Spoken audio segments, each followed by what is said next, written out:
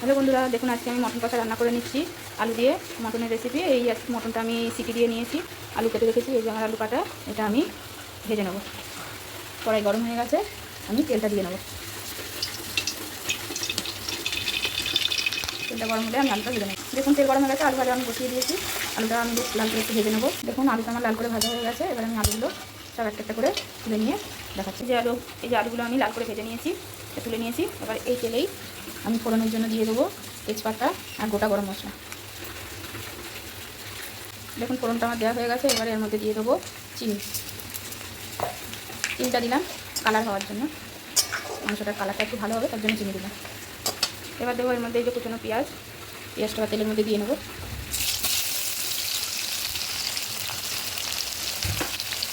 দেখুন আমি মাংসের মশলাটা রেডি করে নিয়েছি, পেস্ট করে নেবো। আদা, রসুন, শুকনো লঙ্কা, গোটা জিরে, গোটা ধনে আর কাঁচা লঙ্কা, এগুলো সব আমি মিক্সিতে পেস্ট করে নেবো। আর এদিকে পেঁয়াজটা ভাজা হচ্ছে, পেঁয়াজটা তাড়াতাড়ি ভাজার জন্য আমি এর মধ্যে অল্প একটু লবণ দিয়ে দেবো।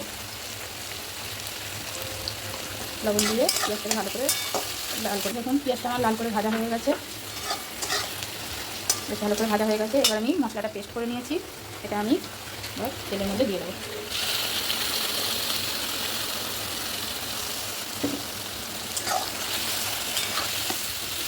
এবার এর মধ্যে দিয়ে দেবো হলুদ গুঁড়ো,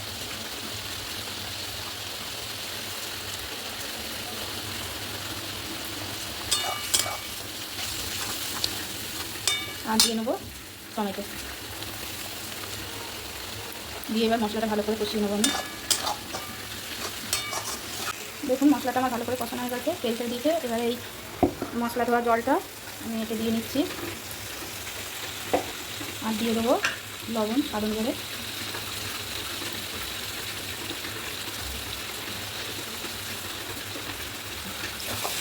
দিয়ে আর একটু ভালো করে কষাবো। মশলার মধ্যে আমি এই চর্বিগুলো দিয়ে দেবো,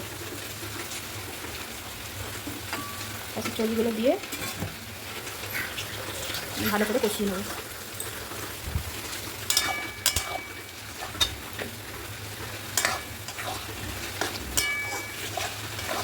দেখুন মশলা আমার খুব ভালোভাবে কষানো গেছে, তেল ছেড়ে দিয়েছে। এবার আমি মাংসটা যে সিটি মেরে রেখেছিলাম এটা সবটাই আমি মশলার মধ্যে ঢেলে দেবো, দিয়ে ভালো করে কষিয়ে নেব।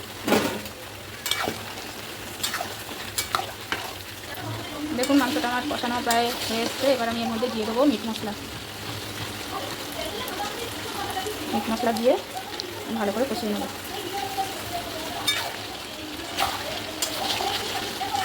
দেখুন মাংসটা আমার ভালো করে কষানো হয়ে গেছে। এর মধ্যে এবার আমি আলু ভাজাগুলো দিয়ে দেবো, দিয়ে আলুটা দিয়েও একটু ভালো করে কষিয়ে নেবো। আর দিয়ে দেবো এই যে গরম জল, অল্প একটু জল দিয়ে দেবো, দিয়ে আমি ভালো করে আবার আলুটা কষিয়ে নেব। দেখুন মাংসটা আমার আলু দিয়ে ভালো করে কষানো হয়ে গেছে। এবার আমি এর মধ্যে গরম জলটা দিয়ে ঝোল করে নেব।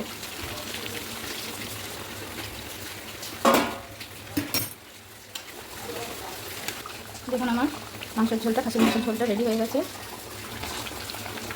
এবার আমি গরম মশলা দিয়ে নামিয়ে নেব। এই গরম মশলা গুঁড়ো এটা দিয়ে গ্যাসটা আমি অফ করে দেবো। দেখুন বন্ধুরা, এই যে আমার খাসির মাংস রান্না করা হয়ে গেছে। রেসিপিটা আপনাদের কেমন লাগলো অবশ্যই আমাকে কমেন্ট করে জানাবেন। আর আপনারাও এইভাবে রান্না করে খেয়ে দেখবেন কেমন লাগলো, আর লাইক শেয়ার করবেন।